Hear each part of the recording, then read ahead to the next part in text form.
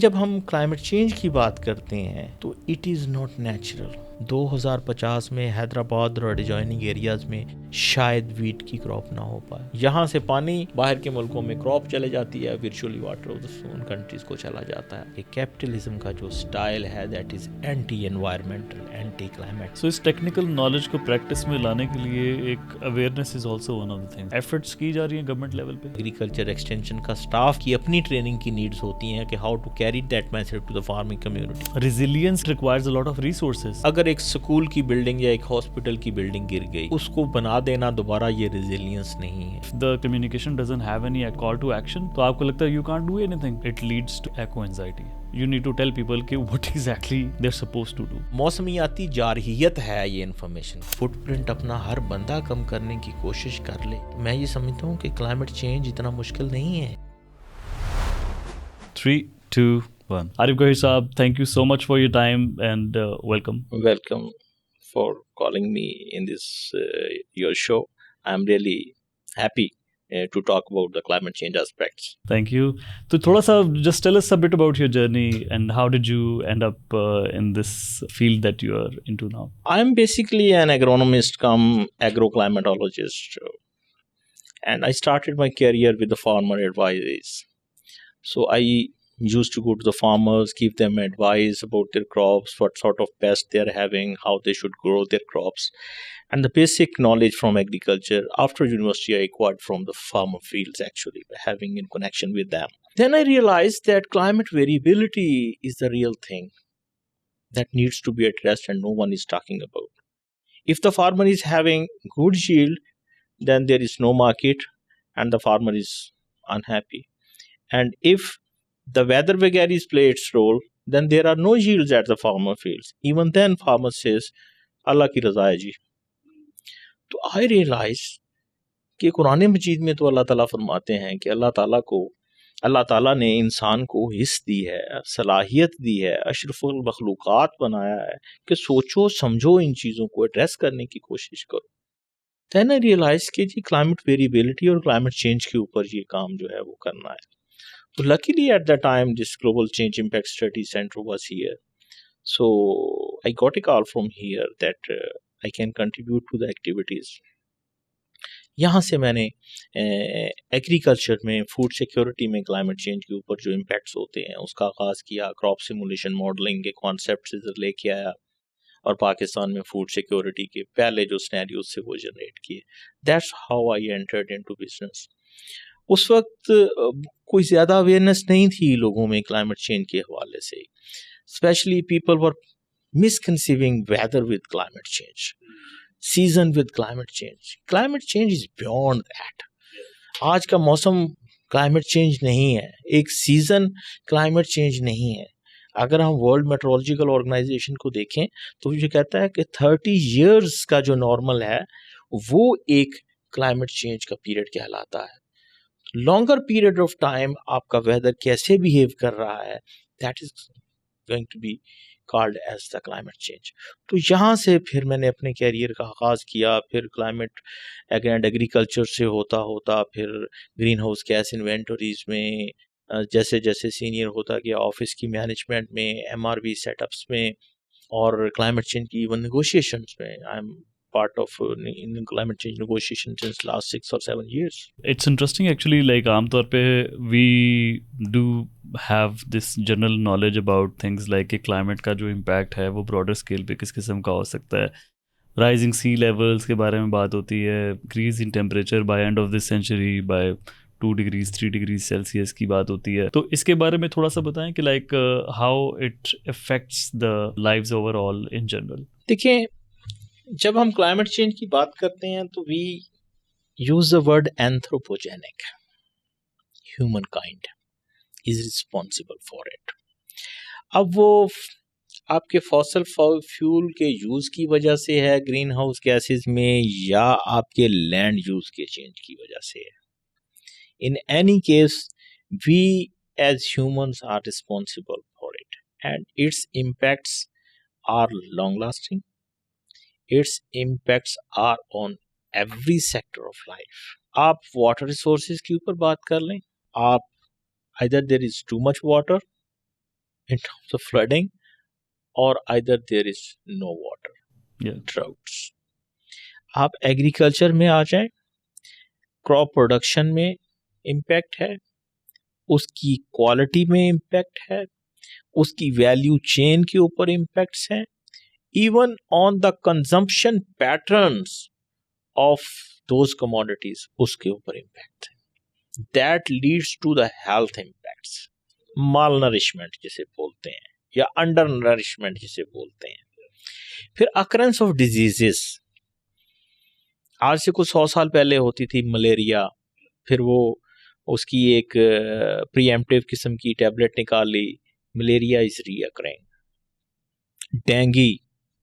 Dinghy हमने 15 साल पहले 12 साल पहले सिर्फ लाहौर में सुना था, फिर हमने कराची में सुना, फिर हमने रावलपिंडी इस्लामाबाद में सुना. अभी हमारी कोई पिछले साल स्टडी आई है 2022 दिसंबर में, विच सेज कि जो हॉट स्पॉट्स हैं डेंगी के, these will be occurring into different provinces. Even in KPK, its extension will be there. Sea level पे चले जाएं, वहां पे कम्युनिटीज को देखें वो किस तरीके से सफर कर रही हैं. सी कैच के ऊपर उसका असर पड़ गया है, उसमें फिश का जो साइज है उसके ऊपर असर पड़ गया है. बहुत सारी फिश की इकसाम जो है, अगर आप कोई माहीगीरों से मछेरों से रब्ता करें तो वो आपको बताएंगे कि वो अब हमें कम ही नजर आती हैं. वो एक्सटिंक्शन की तरफ जानी शुरू हो गई हैं, क्योंकि थर्मल एक्सपेंशन हो रही है, वाटर्स के अंदर सैलिनिटी के लेवल्स बढ़ रहे हैं. So there are different causes of it. जो पहले साहल समुंदर पे मछली आ जाती थी, अब वो डीप सी फिशिंग के कॉन्सेप्ट ज़्यादा पढ़ने शुरू हो गए कि वहाँ पे जाके मिलती है. आपने ग्लोफ का कभी नाम नहीं सुना था आज से 15 साल पहले. ग्लेशियर लेक आउटबर्स्ट फ्लड्स भी कोई चीज़ होते हैं. अब हर साल तकरीबन 1-2 वाक़यात इसके हो जाते हैं और अच्छे खासे डैमेजेस होते हैं, कम्युनिटी सफ़र करती हैं उससे. हीट वेव्स जो हैं वो 2016 से पहले हमने कभी नहीं सोचा था, इवन इसकी एट्रीब्यूशन नहीं की थी. मैं अब आपको इंटरेस्टिंग एक छोटी सी बात बताऊं. 2019 में मुझे कमिश्नर ऑफिस साहिवाल से एक लेटर आया कि कुछ फार्मर्स ने वहाँ पे सिट इन किया हुआ है, and they are saying the seed of maize that they have been provided with is was not of good quality, so they merely get the stover जिसे बोलते हैं आप उसको, उसके ऊपर कोई दाने नहीं है. When we probed into the matter, it realized कि जो last week of August 2019 था, उसके अंदर टेम्परेचर मुसलसल 9 दिन जो है वो 42 डिग्री से अबव रहे, और that variety was not tune to that sort of thing. Right. फिर जब हमने थोड़ा सा इसको मजीद एक्सप्लोर किया, तो वो not only in Sahiwal but in Okara, Depalpur, in all the area where the maize were grown, these things were very evident. और ये सिर्फ राइस मेज तक नहीं रहा, राइस के ऊपर देखा है तो राइस के ऊपर भी 15 से 20% आपको डिक्लाइन, अगर आप नेशनल स्टैटिस्टिक्स देखें तो इन एरिया में वो आपको 15 से 20% डिक्लाइन इन यील्ड नजर आ रही है. That is attributed to these things. Right. So the extreme events are going on the increase. Their severity, their frequency, their intensity are all on the rise. And science is very much clear on these things. The increase of gases as well as the carryover effect of these gases that are presently in the air will keep on generating such extreme events in future. तो overall थोड़ा सा इसके बारे में बताएं कि climate change जो है उसमें दो चीज़ें हैं कि एक तो जो नेचुरल एक साइकिल है अर्थ का, उसमें जो चेंज आता है, और इंसानी जो एक्टिविटी है उसका उसके ऊपर क्या इम्पैक्ट आता है, कुछ इसके बारे में बताएं. देखें, सबसे पहले तो ये है कि आपकी एट्रीब्यूशन क्या है, वेदर इट इज़ नेचुरल और whether it is climate change. कुछ टूल्स हैं जैसे मिलांकोविच साइकिल्स हैं, वो ये बताते हैं कि ये जो टिल्ट ऑफ द अर्थ है या उसकी जो रेवोल्यूशन है वो over hundreds of periods of years वो कैसे चेंज हो रही है. इसी तरीके के साथ ये जो आपकी एनसो का नाम होगा, एल नीनो साउदर्न ऑसिलेशन जो है, इस किस्म की चीज़ें जो हैं वो आपको नेचुरल फिनोमिना जो हैं उसकी सूरत में मिलेंगी जो इस यूनिवर्स को इम्पैक्ट करती हैं. लेकिन जब हम क्लाइमेट चेंज की बात करते हैं तो it is not natural, it is man made, okay, it is anthropogenic. Assessment कैसे करते हैं कि ये नेचुरल है या ये एंथ्रोपोजेनिक है? We take the help of the models को यूज़ करते हैं, क्लाइमेट मॉडल्स को, जिससे हम इसकी एट्रीब्यूशन का अंदाज़ा करते हैं। फिर स्टैटिस्टिकल टूल्स हैं एट्रीब्यूशन की स्टडीज़ के लिए।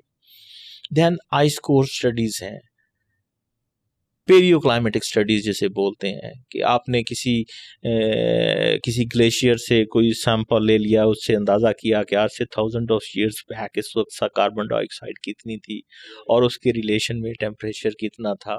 Tree rings is another thing कि जी आपने 300 साल पुराना दरख्त है, हर साल का एक रिंग बनता है, वहाँ से किसी रिंग की थिकनेस ज़्यादा होती है, किसी की कम होती है। From there you get to know कि उस वक्त CO2 के लेवल में कोई चेंज थी या कोई प्रेसिपिटेशन की वजह से किसी साल में ग्रोथ ज़्यादा हुई है, किसी साल में कम हुई है। द थर्ड थिंग इज़ ये जो रॉक्स हैं जिनको हम सेडिमेंट्री रॉक्स हैं, इग्नियस रॉक्स हैं, इनकी स्टडी से अंदाज़ा होता है। लेकिन स्टडीज़ इस वक्त ये कहती हैं, जो IPCC intergovernmental panel on climate change, इससे पहले मैं आपको ये बता दूं कि ये जो स्टडीज़ थी कार्बन डाइऑक्साइड के लेवल पे और ग्रीन हाउस गैस इम्पैक्ट पे, ये कोई बहुत ज़्यादा इन नेसेंट ईयर्स नहीं शुरू हुई, ये कोई 150-200 साल पहले शुरू हो गई थी। आपने कीलिंग कर्व का नाम होगा, 1939 की शायद बात है उस वक्त की जब उसने ये कर्व बनाया था। लेकिन उसको पजीराई उस वक्त मिली ज़्यादा जब जेम्स हैंसन ने, who is around 90 years old, I think, if I'm not wrong, he is still associated with IRI Columbia, उन्होंने अपनी सेनेट को, US सेनेट को एक ब्रीफिंग दी उस वक्त कि जी climate change is there, green house gas effect is there and we are entering into a phase of global warming. At that time to assess scientifically एक डिबेट शुरू हो गई और उस डिबेट के नतीजे में यूनाइटेड नेशन एनवायरनमेंट प्रोग्राम ने और वर्ल्ड मेट्रोलॉजिकल ऑर्गेनाइजेशन ने एक बॉडी बना दी जिसको IPCC बोलते हैं, intergovernmental panel on climate change. उसको ये टास्क दिया गया कि जी आप इसको जितनी भी रिसर्च स्टडीज़ ऐसी हुई हैं ग्लोब के अंदर जो क्लाइमेट चेंज, ग्लोबल वार्मिंग की तरफ या increasing concentration of green house gases की तरफ इशारा करती हैं, उनको कोलेट करें और रिपोर्ट शाया करें। That was the IPCC AR1 cycle, first ever assessment report that was produced in 1988. Right. तो आज भी इस ट्रेडिशन पे हर 7 साल के बाद IPCC की रिपोर्ट आती है, वो 3 वॉल्यूम से आती है। पहला वॉल्यूम वर्किंग ग्रुप 1 है, that is called as science of climate change. उसमें क्लाइमेट में कितनी चेंजेस आई हैं, टेम्परेचर्स कितने बड़े हैं, प्रेसिपिटेशन के पैटर्न्स का क्या हाल है, इसके अलावा एक्सट्रीम इवेंट्स की क्या सूरत हाल है, जो नेचुरल रिजर्व्स हैं, आपके सीज हैं, आपके जो ग्लेशियर्स हैं, उनकी फेट क्या है। So these all encompass the working group 1, I mean science of climate change. Right. Then we have the second volume that is called as Working Group 2. It's about impacts and adaptation. सिर्फ ये कह देना कि climate change की वजह से हमारी फसलों की पैदावार कम हो गई है या वाटर के रिजर्व कम होनी है शुरू हो गए हैं, ये एक साइंटिस्ट का काम नहीं है। Scientist wants to quantify.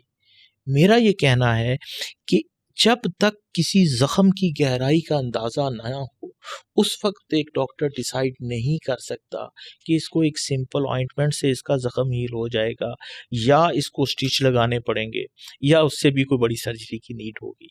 So quantification is must. तो क्लाइमेट चेंज किस एक्सटेंट के ऊपर जाके आपको इम्पैक्ट कर रही है, आपकी क्रॉप्स को, आपके वाटर रिसोर्सेज को, आपकी हेल्थ को। तो ये जो वर्किंग ग्रुप 2 है, it talks about impacts and adaptation. Impacts का अंदाज़ा करता है, फिर उसके बाद बताता है कि इसको कोप विद कैसे किया जा सकता है, कौन सी ऐसी स्ट्रेटजीज हो सकती हैं, कौन कौन से एक्शंस हो सकते हैं जिनसे आप इन चीज़ों से बच सकते हैं। उर्दू में हम इसे बोलते हैं मुवाफ़क़त इख्तियार करना, कि हम कहते हैं ना climate change is a new normal, we are to live with it. How to live with it? It's adaptation. ठीक है। जो थर्ड वॉल्यूम है, that talks about adaptation, mitigation and policy, that's working group 3। तो पिछले 30 सालों से ये reports हर 7 साल के वक्फे से जो आ रही हैं, लास्ट ईयर आईपीसीसी की 6th असेसमेंट रिपोर्ट आई है और अभी 7th असेसमेंट रिपोर्ट के ऊपर जो है वो काम शुरू है। तो कहने का मकसद ये है इन तमाम चीज़ों से कि जो लास्ट वॉल्यूम आया था 2013 में, उसमें ये कहा गया था कि 99% consensus of scientists is there that this climate change is anthropogenic. It is man-made. We all are responsible for it. And you've been into this field for the last 20 years और 20 साल में आई एम श्योर आपने बहुत सारी practice के अंदर भी चीज़ें चेंज होती हुई देखी होंगी। अभी आजकल तो I think everybody can feel the effects. हर गुजरते साल के साथ साथ हमें कुछ ना कुछ क्लाइमेट में चेंजेस जो हैं वो देखने में दिखाई देती हैं। तो आपने अपनी जो प्रैक्टिस है उसमें 20 साल में क्या चेंजेस देखी हैं क्लाइमेट के हवाले से? देखिए, बहुत सारी चेंजेस देखी। टेम्परेचर को बढ़ते हुए देखा है, प्रेसिपिटेशन के पैटर्न्स को चेंज होते हुए देखा है। हीट वेव्स का तो हमने कॉन्सेप्ट ही नहीं सुना था अंटिल 2016, जब वो कराची में हीट वेव आई। उसके बाद फिर चीज़ों, अब 2000, फिर उसके बाद 20 में हीट वेव आई, 2022 में हीट वेव आई। इस साल अगेन अगर आप देखें तो हमारा जो मई का नॉर्मल है वो 39 के करीब करीब है डिग्री सी। 30 साल का नॉर्मल वो ऑलमोस्ट 41 पॉइंट समथिंग पे चला गया। 1.83 डिग्री सी मई में फ़र्क इतना आ गया। सिर्फ मैं पिछले 60-70 सालों के डाटा के नॉर्मल को इस साल के डाटा के साथ कंपेयर कर रहा हूँ। तो ये चीज़ें इसी तरीके से इनके इम्पैक्ट्स पड़ते देखे। जितनी शिद्दत के साथ आपके एक्सट्रीम इवेंट्स आ रहे हैं उतनी शिद्दत से नहीं आए। लकीली मैंने एक स्टडी की मेरे सेंटर ने, हमने 1980 से लेकर 2000 तक एक्सट्रीम इवेंट्स देखे। इसमें लार्ज स्केल फ्लडिंग है, स्मॉल स्केल फ्लडिंग है, हीट वेव है, साइक्लोनिक एक्टिविटी है। वो किसी में कोई भी वैल्यू नहीं आई किसी साल में, किसी में 2-3 आई। लार्ज फ्लडिंग के इवेंट हुए थे 1976 में, 1992 में ड्राउट का इवेंट हुआ था 1999 to 2001।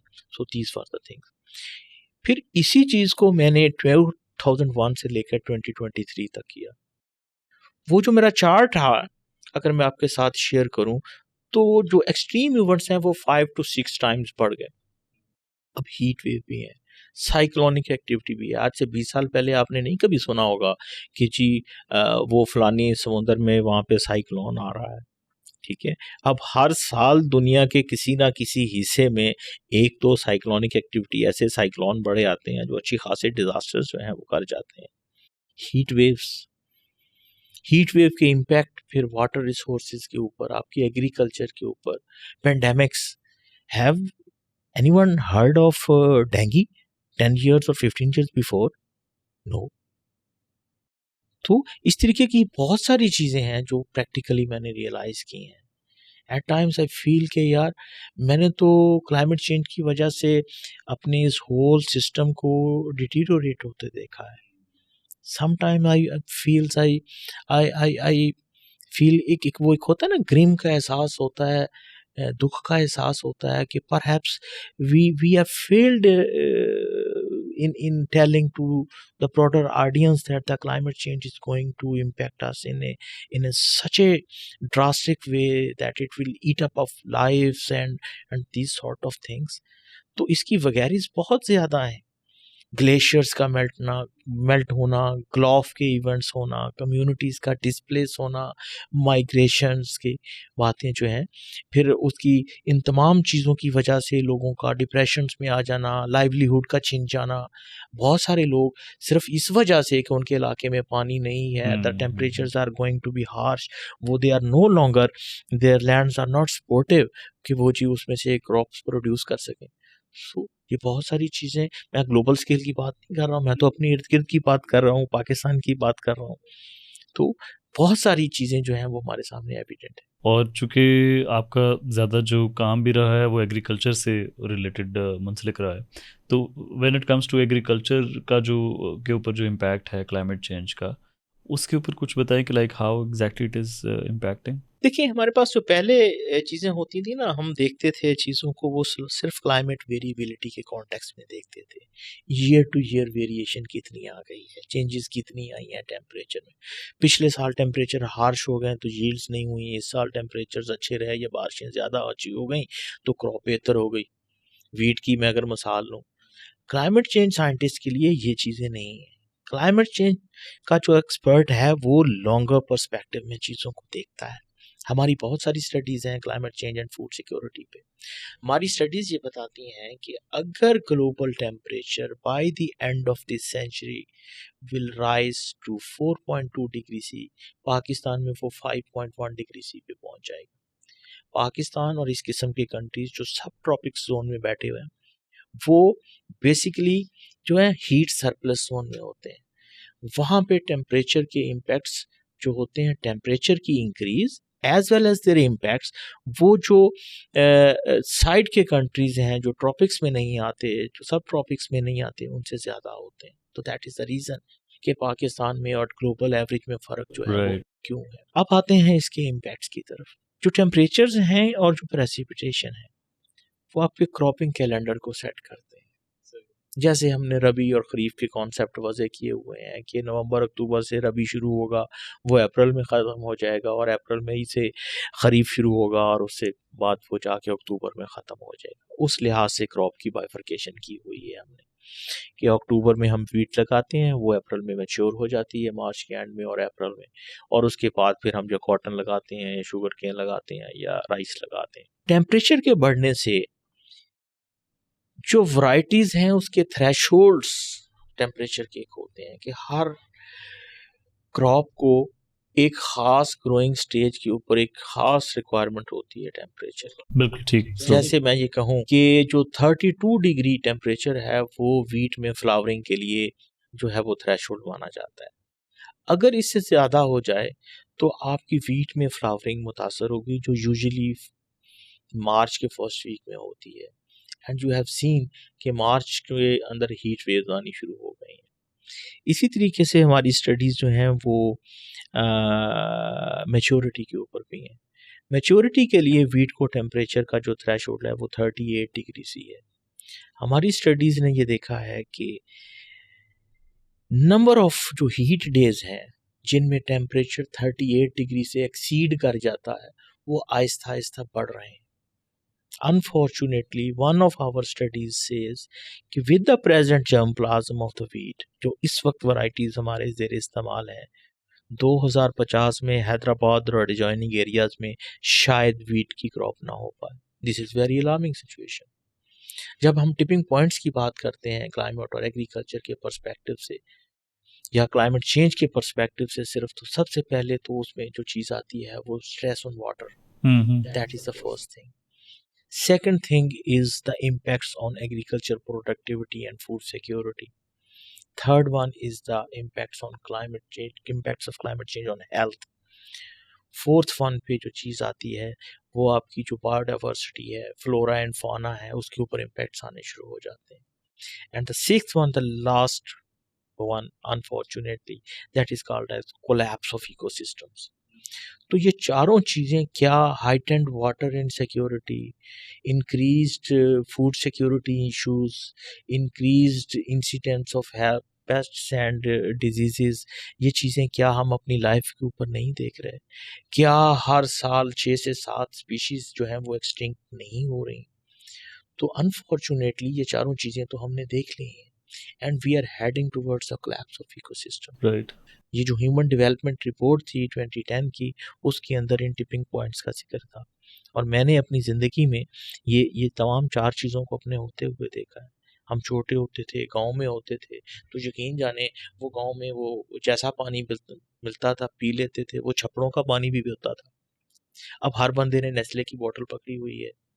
आप एरिया से टू एरिया चेंज करते हैं, आपके डाइजेशन के इश्यूज शुरू हो जाते हैं, आप एक किस्म के वाटर के साथ अपने आप को ट्यून टू कर गए हैं। ठीक है, इसी तरीके से फूड में आप देख लें, किसी साल आपके इतना एक्सट्रीम इवेंट्स होता है, 87% कॉटन एरिया 22 के फ्लड में सिंध में वो जो था वो डिवास्टेट हो गया। मोर देन 60% एरिया राइस का वो चला गया। ठीक है, अब पिछले 4-5 सालों से हम मुसलसल अपनी जो वीट की जो है वो इंपोर्ट कर रहे हैं। दिस इज़ द ईयर कि वी गॉट एम्पल यील्ड। उसके पीछे ये लॉजिक थी कि मार्च में कोई हीट वेव उस वक्त राइज नहीं हुई, मई में जाके टेम्परेचर राइज हुए, आपके पास वाटर की अवेलेबिलिटी थी, रेन्स एक तो मिल गई at the critical juncture of time, तो देन यू हैव द, फिर एरिया में इंक्रीज भी आ गई कि कहाँ पे आप 9.2 मिलियन एकड़ आपका टारगेट था 9.1 का, और आप 9.6 मिलियन हेक्टेयर के ऊपर आपने प्लांटेशंस की वीट की। So these are few of the reasons. लेकिन ओवरऑल अगर आप एग्रीकल्चर के ऊपर देखें तो हमारी स्टडीज ये बताती हैं कि by the end of this century आपकी जो वीट की पैदावार है वो 15 से 20% कम हो जाएगी। आपकी राइस की जो यील्ड्स हैं these will decline to the tune of almost 30%। Last year हमने मेज़ के ऊपर स्टडीज़ की हैं, वो 30 to 35% यील्ड डिक्लाइन की तरफ इशारा करती हैं under different climate change scenarios. और कॉटन की जो सिचुएशन है वो इससे भी ज़्यादा बुरी है, जहाँ पे प्रोजेक्शंस ये हैं कि जी yield will be declining to the tune of 47-48% even. Right. तो it's going to have a very very adverse impacts on these 5 major crops. Not only that, but इसके अलावा अगर आप ऑयल सीड्स के ऊपर देख लें, इसी तरीके से अगर आप ये जो फॉडर्स हैं, लाइफ स्टॉक है, लाइफ स्टॉक की प्रोडक्टिविटी है, मिल्क एंड मीट की, ये दोनों नेगेटिवली इम्पेक्ट होती है। इसके अलावा अगर आप देखें क्वालिटी, जिसके ऊपर बहुत कम पाकिस्तान में काम हुआ है, जो क्रॉप्स की क्वालिटी है उसकी उसके ऊपर बहुत ज़्यादा इम्पेक्ट आती हैं। उसकी प्रोटीन की परसेंटेज जो है वो कम हो जाती है even with 1 degree rise in temperature. ये पाकिस्तान की स्टडी नहीं है, ये ग्लोबल स्टडी है, बट इट सेज कि even 1 degree rise in temperature आपकी जो प्रोटीन्स हैं जो क्रॉप्स के अंदर हैं वो उनकी परसेंटेज जो है वो कम हो जाती है। Right right. राइस को अगर आप देख लें तो हाई टेम्परेचर अगर जब अक्टूबर में परसिस्ट करते हैं तो वो ब्रोकन हेड्स वाला जो होता है, वो ब्लैक हेड्स वाला कॉन्सेप्ट वो ज़्यादा आ जाता है। वो जब मिल में जाता है तो उसके अंदर जो साइडों पे किनारी जो है वो टूट जाती है, और ये एक्सपोर्ट कमोडिटी है हमारे लिए, एक्सपोर्ट के अर्निंग्स लेके आती है। तो अगर ब्रोकन हेड के साथ जो है वो कोई राइस हमारा पसंद नहीं करता। यूरोपियन यूनियन में लेंथ ऑफ द राइस जो है वो बहुत ज़्यादा मैटर करती है। सिमिलरली आप ये दुबई या एडजॉइनिंग एरियाज़ में चले जाएं तो जहाँ पे हमारी राइस की अच्छी खासी डिमांड है, if the temperatures are so, आपके पास जो है वो फिर राइस की क्वालिटी वो नहीं रहती। The same holds true with the pests. नए नए इंसेक्ट्स आ रहे हैं, उनके हैबिटेट में चेंजेस आ रही हैं। If the temperatures are rising then mostly the sucking pests, white fly के कॉन्सेप्ट आपने देखे होंगे। लेकिन अगर इसी तरीके से अगर आपके वेदर ज़्यादा फ्लडी रहने शुरू हो जाएं, प्रेसिपिटेशन का आंसर ज़्यादा आना शुरू हो जाए, आपकी अगर साउदर्न पंजाब में जाएं या सिंध में जाएं तो जिन जिन ईयर्स में आपकी प्रेसिपिटेशन ज़्यादा हो रहे हैं वहाँ पे हेलियोथस के, अमेरिकन सुंडी के, पिंक बॉलवर्म के इश्यूज बहुत ज़्यादा आते हैं। लोगों को 10-10, 12-12, 13-13 स्प्रे करने पड़ते हैं, प्रोडक्शन कॉस्ट बढ़ जाती है।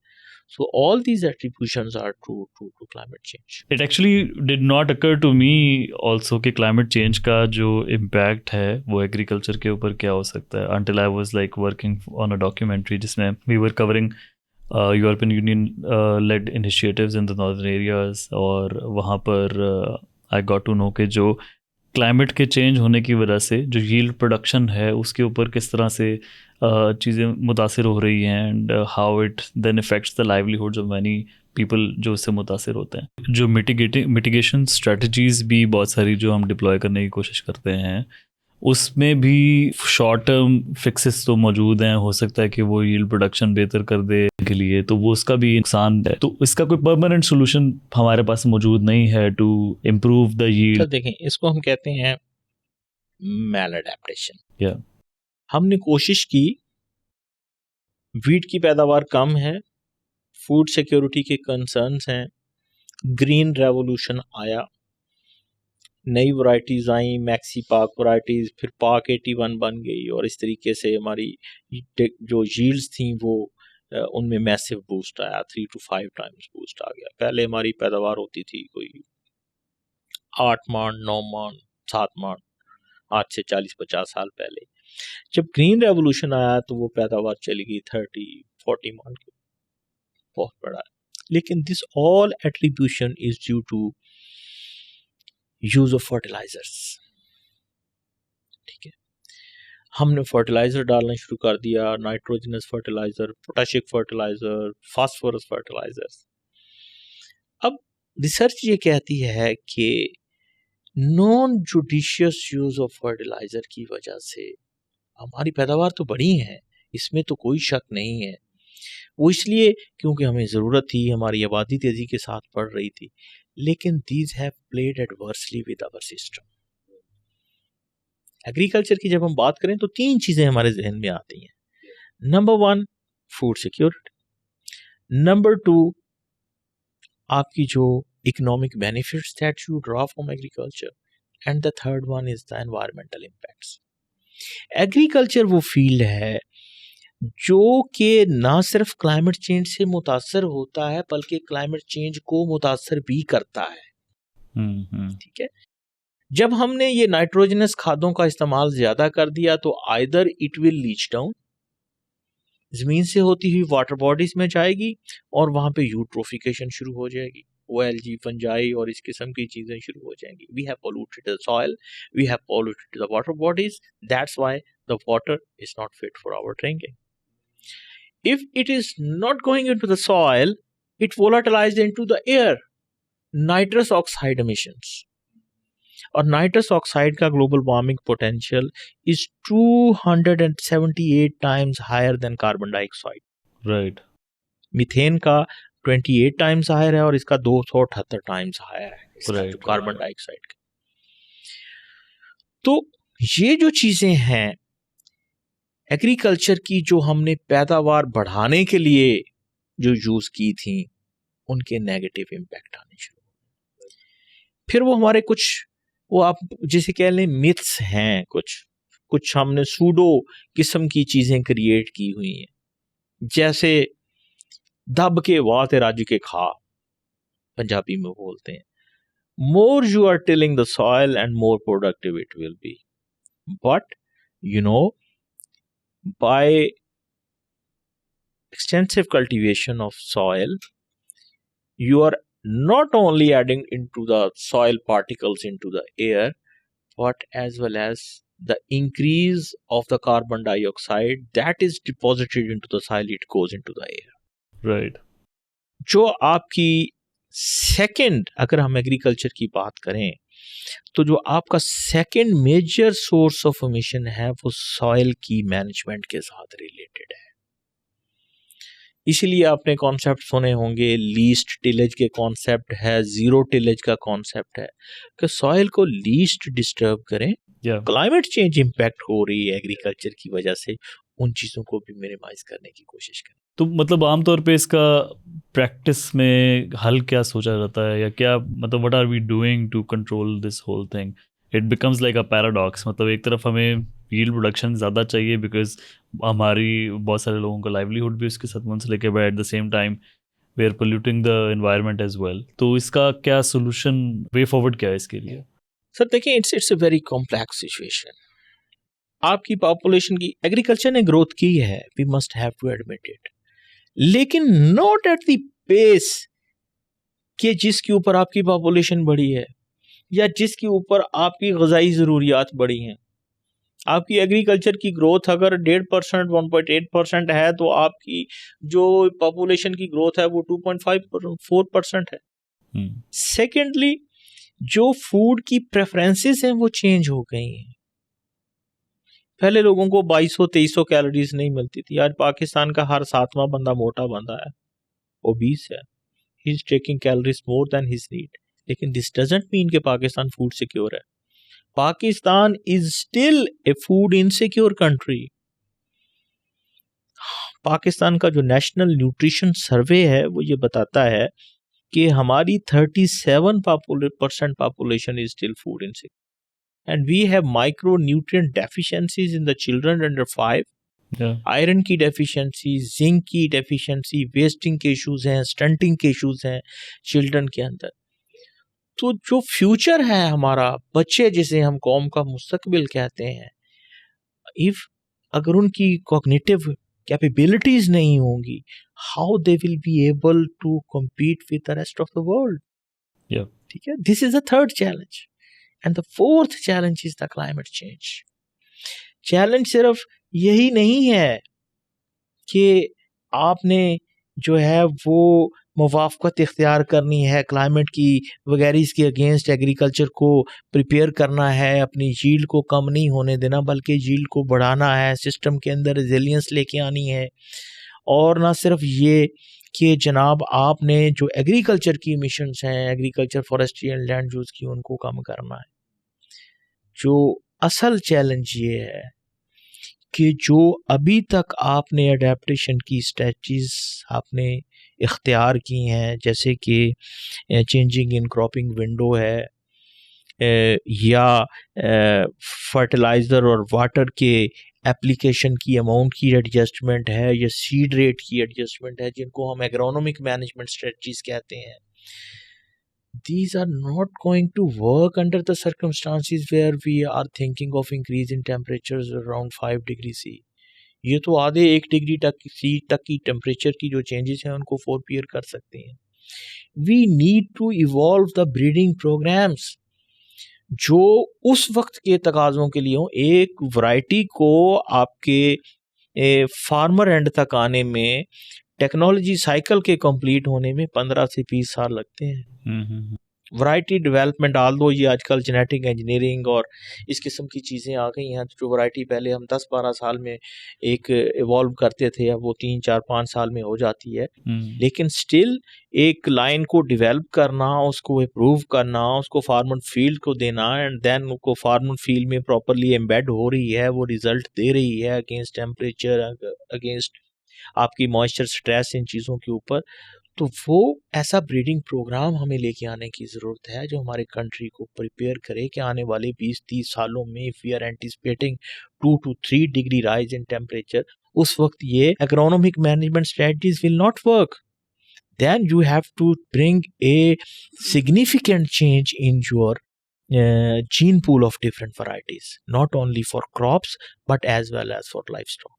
We were talking about like climate smart agriculture जो practices होती हैं, इसके बारे में कुछ बताएं. क्लाइमेट चेंज की वजह से एग्रीकल्चर मुतासर हो रही है और एग्रीकल्चर की वजह से क्लाइमेट चेंज भी हो रही है. So what is the win win situation? Win win situation is के ना तो आपकी पैदावार मुतासर हो, आपकी ग्रोइंग पॉपुलेशन को और ग्रोइंग प्रेफरेंसेस को देखते हुए, उनकी फूड रिक्वायरमेंट को देखते हुए उनको फूड मैसर हो, बल्कि जो क्लाइमेट चेंज की वजह से फूड जो कम हो रही है, जो प्रोडक्टिविटी के ऊपर इम्पेक्ट्स आ रहे हैं, वो भी मिनिमाइज हो जाएं. और तीसरी जो चीज़ ये है कि जो एग्रीकल्चर से ग्रीन हाउस गैस एमिशंस हो रही हैं वो भी कम हो जाए. राइट. इंक्रीज भी बढ़े, अडेप्टेशन भी हो और मिटिगेशन भी हो, क्लाइमेट चेंज से एमिशंस भी ना हो. It is called as climate smart agriculture. Agriculture climate change की के अंदर कंट्रीब्यूट जो इस वक्त कर रही है उसको मैक्सिमम पॉसिबल एक्सटेंट तक मिनिमाइज कर लिया जाए. That is called as climate smart agriculture. जैसे मिसाल के तौर पे मैं ये कहता हूँ कि व्हेन वी ग्रो राइस, चावल लगाते हैं, तो वो हमारा एक पेट प्रोसीजर है गुजरावाला और एडजॉइनिंग एरियाज में, नारोवाल में, कि वो हम सॉइल को हैवीली प्रिपेयर करते हैं, जिसे हम पडलिंग बोलते हैं. फिर स्टैंडिंग वाटर में क्रॉप लगाते हैं, उसकी प्लांटेशन करते हैं, नर्सरी को उसके अंदर एम्बेड करते हैं. उस सारे प्रोसेस से एमिशंस होती हैं मीथेन की. अच्छा. वो methane is a short lived climate pollutant, but उसका global warming potential is 28 times higher than carbon dioxide. आजकल कोशिशें कर रहे हैं, हमने बहुत इसके ऊपर काम किया है पिछले 3-4 साल के अंदर, क्योंकि इसका भी एक अच्छा खासा शेयर है. 8-9 million ton CO2 equivalent rice emissions methane की हमारी हो रही हैं. तो क्या हम इसके ऊपर तदाबीर इख्तियार कर लेते हैं? इसको हम कहते हैं लो कार्बन राइस. कि या तो हम जो हर हफ्ते उसको पानी देते हैं, वो एक हफ्ता उसमें से छोड़ दिया जाए। This is a myth. ये फार्मर के दरमियान मिथ है कि जनाब जितना पानी देंगे और ज़मीन को जितना हैवीली पडल्ड Right, करेंगे right. उतनी उसके अंदर अरोमा आएगा, उतनी उसकी पैदावार कम हो जाएगी। It's just a myth. So जितनी साइंस भी science has proven that, science has हाँ प्रूवन हाँ दैट कि अगर आप अल्टरनेट वेटिंग एंड ड्राइंग पे चले जाएंगे तो उससे आपकी 50% जो है वो आपकी मीथेन की गैसेज रिडक्शन हो जाएगी। इसी तरीके से आपकी लेबर जो है उसकी सेविंग हो जाएगी। आप ये कह रहे हैं कि जो राइस फील्ड्स होती हैं आमतौर पे उसमें पानी जो बहुत ज़्यादा दिया होता है, वो इज दैट अ मिथ कि उसकी Yes, ज़रूरत नहीं yes, होती? it is. अच्छा, It's a myth. It's a myth. Okay, Even in dry sowing, we can do dry sowing even. अभी एक्सपेरिमेंटेशंस हमारी चल रही हैं इसके ऊपर भी, NARC PRC के साथ मिलके, एग्रीकल्चर डिपार्टमेंट्स के साथ मिलके, कि पाकिस्तान में इसकी एफिकेसी कहाँ पे है। एक तो इश्यूज हैं, वीड के इश्यूज हैं, जैसे हम ड्राई सोइंग में आते हैं कि वीड्स ज़्यादा निकल आती हैं। If we apply some good quality weedicides जो उन वीड्स को किल कर दे तो than there is no issue. आपकी वाटर की भी सेविंग है और आपकी मीथेन गैसेस की भी, एमिशंस की भी सेविंग है। So right, this is the technology on which we are working on these. Not only government but also many other development partners are supporting us on these issues. Right, इसी तरीके से जो हमारी अगर agriculture की inventory का मैं अगर आपको बताऊं तो हमारी more or less based on the data of 2018 we are having 223 million tons of CO2 equivalent emissions. उन 223 million tons में से जो 110 million ton CO2 equivalent emissions हैं वो सिर्फ लाइव स्टॉक से हैं, जो उनकी एंटेरिक फर्मेंटेशन से आती हैं। This is again huge component. हम ज़्यादा से ज़्यादा गोश्त खोर होते जा रहे हैं, अगर आपने ये देखा होगा। और हमारा GDP में शेयर जो लाइव स्टॉक का वो एग्रीकल्चर से बहुत ज़्यादा है, जो क्रॉप सेक्टर है उससे 62-63% के ऊपर हम मौजूद हैं। तो there are also strategies, though we are not working in Pakistan on these things, कि अगर उनकी राशनिंग जो है वो प्रॉपर कर दी जाए कि they should not only be the grass fed but also they will be having some molasses and they will be having some oil seed और like these things, तो वो इस किस्म की चीज़ों के साथ जो है आप मीथेन की emissions हैं उससे कम कर सकते हैं। So 3 segments I have explained before you. Number 1 is the livestock, जिसमें से मीथेन की एमिशंस होती हैं, और जो उससे मेन्योर मिलती है उस मेन्योर से भी एमिशंस होती हैं। Second one is the management of the soil, soil की टेल, सॉइल में फर्टिलाइज़र का use, this is the second thing जो जिससे एमिशंस होती हैं। Third one is the rice. Right, ठीक है, 110 मिलियन टन CO2 इक्विवेलेंट जो हैं वो आपके एमिशंस मीथेन से हैं, कुछ 76 के ग्राउंड सॉइल से हैं, और 10 मिलियन टन तकरीबन जो हैं वो राइस से हैं। तो अगर आप ये देखें 186-200 मिलियन टन के करीब एमिशंस जो हैं वो क्लाइमेट इससे एग्रीकल्चर से हो रही हैं। अगर हम क्लाइमेट स्मार्ट एग्रीकल्चर के कॉन्सेप्ट लेके आएँ, यानी कि मिथेनोजेनेसिस की प्रोसेस को कर्टेल कर दें राइस में से और लाइव स्टॉक में से, और इसी तरीके से जो राइट फर्टिलाइजर यूज है उसको प्रमोट करें, you can drastically reduce these emissions. Right, and this is all about climate smart agriculture. Okay, इसमें ना सिर्फ आपकी एमिशन सेव हो रही हैं, बल्कि आपकी जो कॉस्ट है उन मटेरियल्स की जो आप यूटिलाइज कर रहे हैं, जैसे फर्टिलाइजर है या जो ट्रांसप्लांटिंग कर रहे हैं आप उसकी, वो भी आपकी मिनिमाइज हो रही है। ओवरऑल सिस्टम की एफिशिएंसी भी बढ़ रही है। Okay, so this is a good concept, लेकिन अभी तक हमने पाकिस्तान में इसको कोई मैसिव स्केल के ऊपर को करने की कोशिश नहीं की है। Water is another thing in all this story. हम आज तक फ्लडिंग के एस्पेक्ट के ऊपर लगे हुए हैं कि खाद को शुरू से खेत को पानी लगा दिया, पूरा फेल हो गया। पानी की रिक्वायरमेंट क्रॉप की इतनी नहीं है जितना हम पानी देते हैं। We are very luxurious in giving the water. Like are you referring again जो राइस प्रोडक्शन में या नॉट ओवरऑल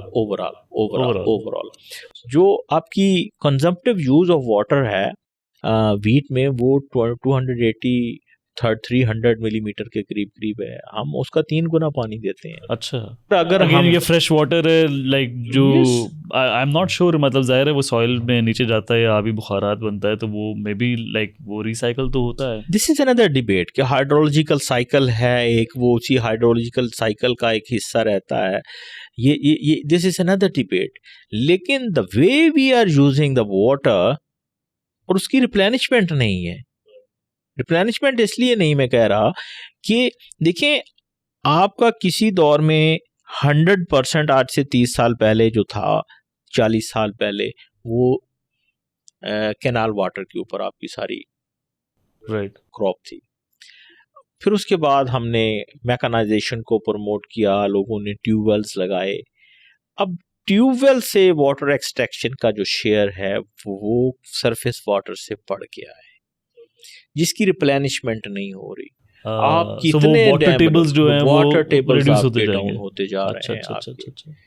अब देखिए ना, आप या तो आप इंतहाई जब नीड हो उस वक्त पानी लगाएं, वाटर एक्सट्रैक्शन उस वक्त करें।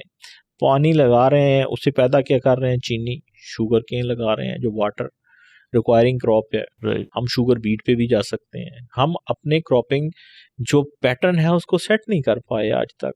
राइट हमने अजीब तरह की एक एग्रीकल्चर की इकोनॉमी बनाई हुई है। ठीक है, हम वो राइस से, तो हम rice is also water loving crop, rice को हम एक्सपोर्ट करते हैं और हम कहते हैं जिससे एक्सपोर्ट अर्निंग हो रही है, शुगर केन से तो नहीं हो रही। तो why we can't we switch to the sugar beet technologies which is requires less amount of water. फिर जिन चीज़ों को पानी नहीं चाहिए और जो ज़मीन की जरखेज़ी में इजाफा करती हैं, वो चीज़ें हम बाहर से मंगवा रहे हैं। जैसे कि पल्सेस, दालें जो हैं, या अब इनके अंदर ये नाइट्रोजनस फर्टिलाइजर्स के नोडुल्स होते हैं इनके नीचे, जो है, जो आने वाली फसल को वो फर्टिलाइज़र देते हैं। अगर हम इनको अपने क्रॉपिंग सिस्टम के अंदर एंटर कर लें तो ना सिर्फ ये कि ये ज़मीन की ज़रख़ेज़ी में इजाफा करती हैं, बल्कि इनकी वाटर रिक्वायरमेंट भी कम होती है। तो अजीब सी, जैसे कि आपने वो पैराडॉक्सिकल सिचुएशन ये कहा, तो it's a sort of that. Right पिछले 30-40 सालों से मैं ये डिबेट सुन रहा हूँ कि our agriculture production patterns are not aligned with agriculture related resources we have, either in terms of land और इन टर्म्स ऑफ वाटर।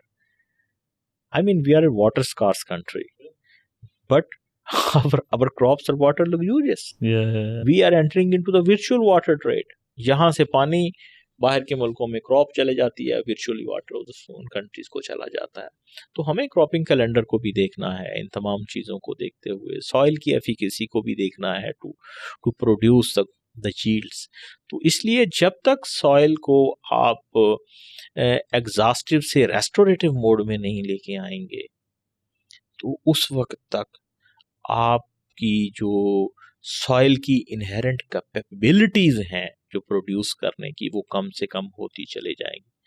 जैसे अल्लाह ताला ने इंसान के लिए टाइम रखा है ना कि 8 घंटे काम करने हैं, 8 घंटे नींद है, तो अगर हमारी हर क्रॉप ही एग्जॉस्टिव होगी तो सॉइल का जो पोटेंशियल है फॉर प्रोवाइडिंग द यील्ड्स वो कम होता चला जाएगा।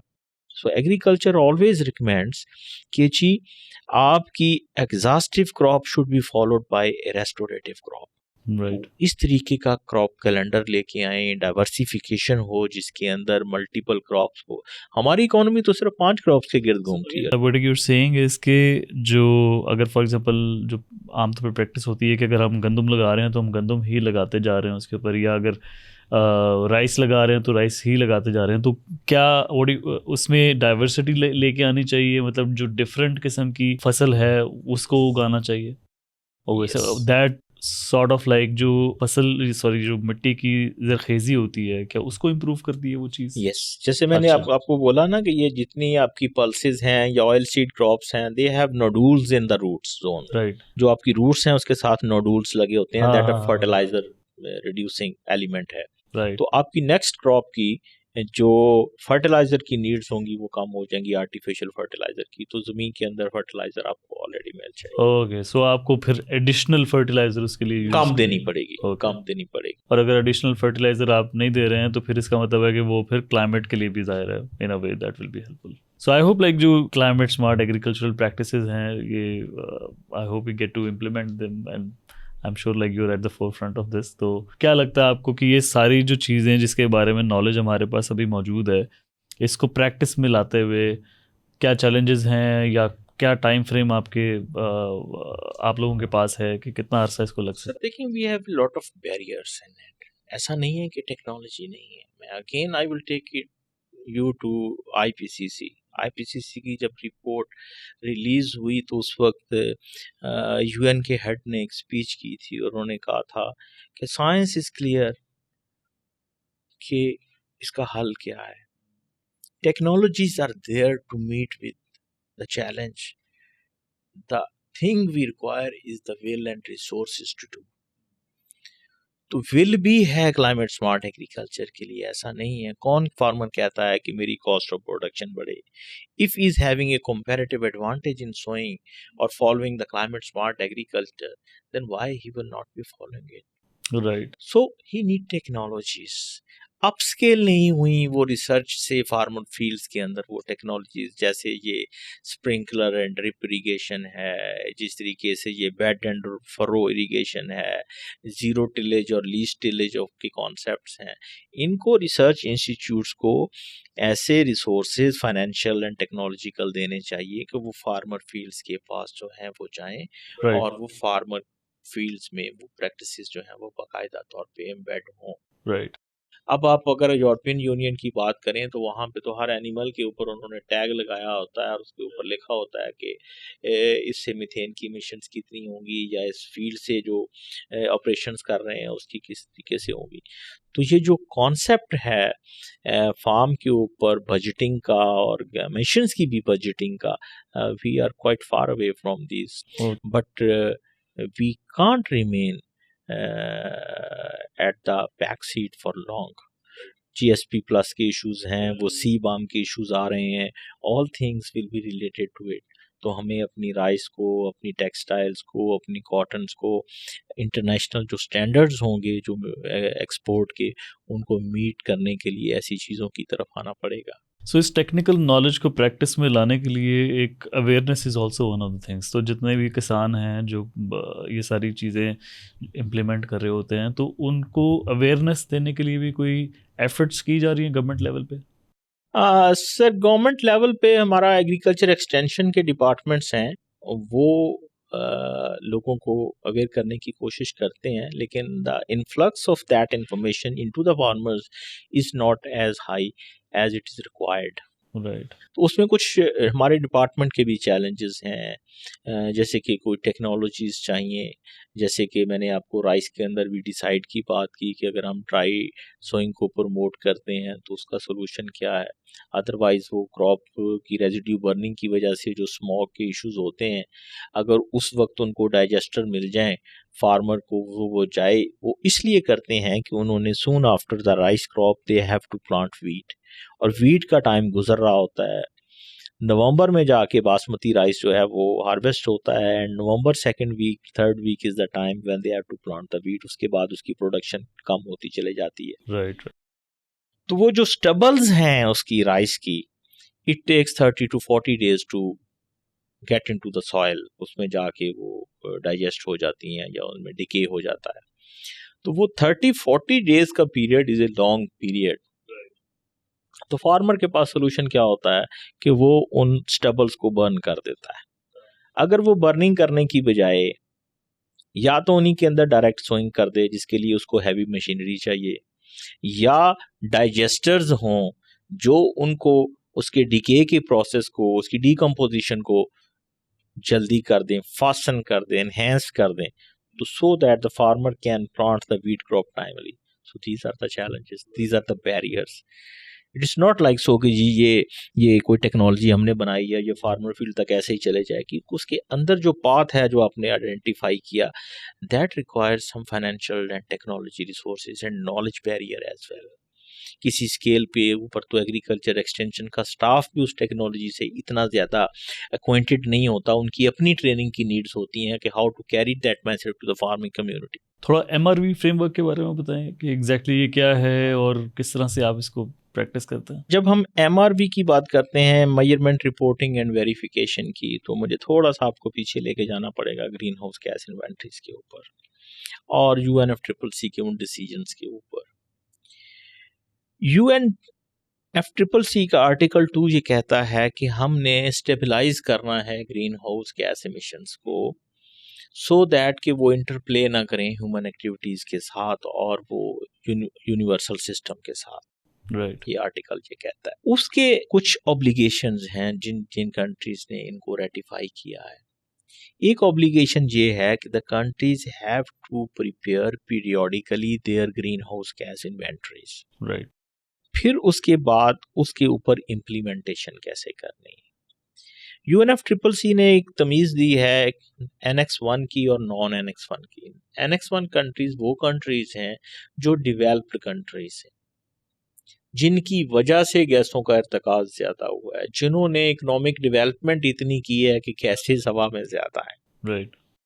So they are bound to prepare their greenhouse gas inventories every year.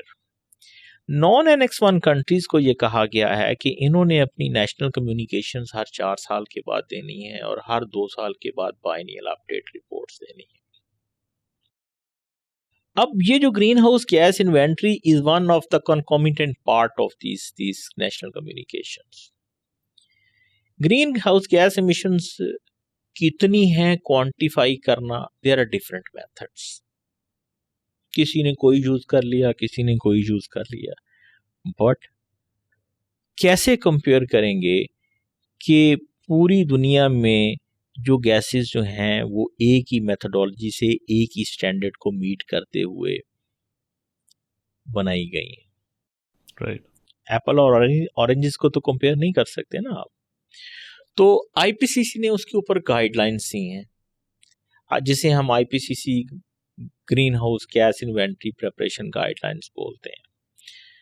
वो 1996 में दी, फिर 1996 में रिवाइज की, फिर 2006 की गाइडलाइंस आई, फिर 2006 की गाइडलाइंस को उन्होंने रिफाइन कर दिया 2019 रिफाइनमेंट के नाम से।